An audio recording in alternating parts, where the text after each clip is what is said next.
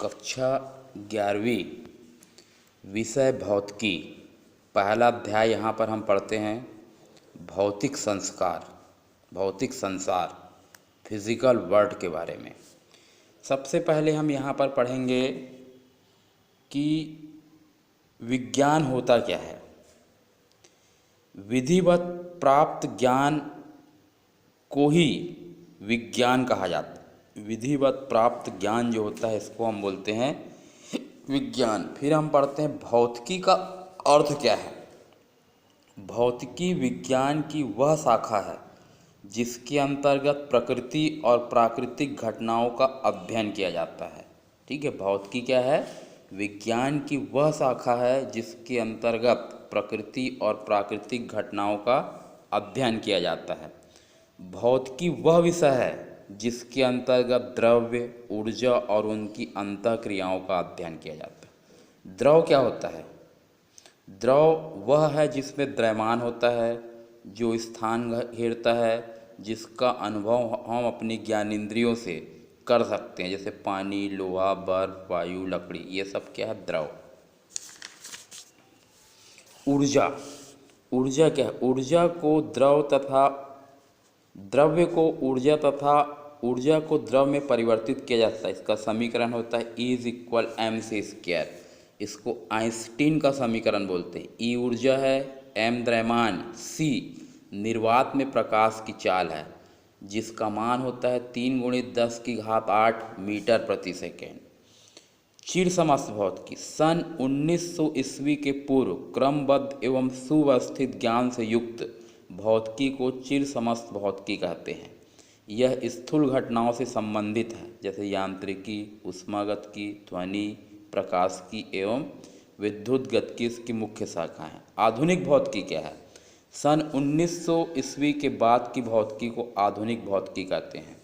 यह सूक्ष्म घटनाओं से संबंधित है। इसके अंतर्गत परमाणु भौतिकी, नाभिकीय भौतिकी, संघनित द्रव भौतिकी, अपेक्षिकता, क्वांटम यांत्रिकी इसका अध्ययन करते हैं। सिद्धांत क्या चीज़ होता है? थ्योरी प्रकृति के कुछ ज्ञात नियमों के पदों में भौतिक निकायों की व्याख्या करने के लिए प्रयोग और प्रेक्षण द्वारा सत्यापित परिकल्पना को हम बोलते हैं सिद्धांत। वैज्ञानिक विधि क्या है? साइंटिफिक मेथड अनुसंधान कार्य के लिए वैज्ञानिकों द्वारा अपनाई गई सुव्यवस्थित, क्रमबद्ध एवं तर्क संगत विधि को बोलते हैं वैज्ञानिक विधि। इसके मुख्य चरण कौन कौन से हैं? क्रमबद्ध प्रेक्षण किसी समस्या को हल करने के लिए वैज्ञानिक उस समस्या से संबंधित आंकड़े एकत्रित करते हैं। इसके लिए वो सुनियोजित प्रयोग करते तथा क्रमबद्ध प्रेक्षण करते हैं। परिकल्पना का निर्माण प्राप्त आंकड़ों या प्रेक्षण की व्याख्या करने के लिए जिस कार्यकारी नियम, वर्किंग रूल्स बनाते हैं उसे कहते हैं परिकल्पना।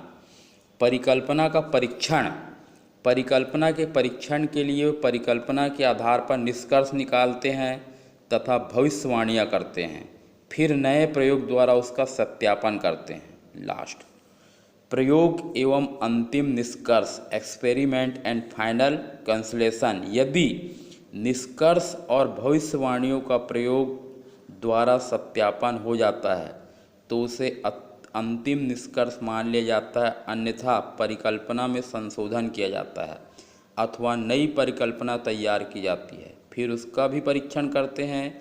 इस क्रम को तब तक जारी रखते हैं जब तक प्रयोग द्वारा सत्यापित अंतिम निष्कर्ष प्राप्त न हो जाए। भौतिकी कई प्रकार की, भौतिकी का बहुत सारे राशियों से संबंध है। गणित और भौतिकी का संबंध भौतिकी के नियमों एवं सिद्धांतों को समझने के लिए गणित का ज्ञान होना आवश्यक है।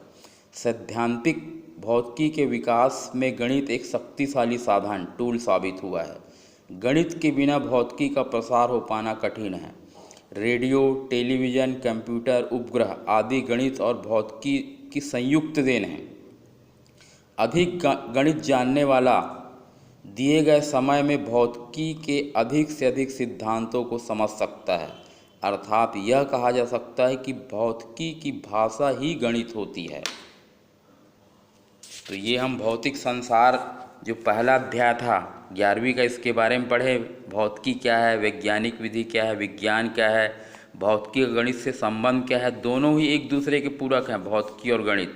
जो अधिक गणित जानने वाला व्यक्ति है भौतिकी के सिद्धांतों को बहुत आसानी से और सरलतापूर्वक से वो समझ सकता है।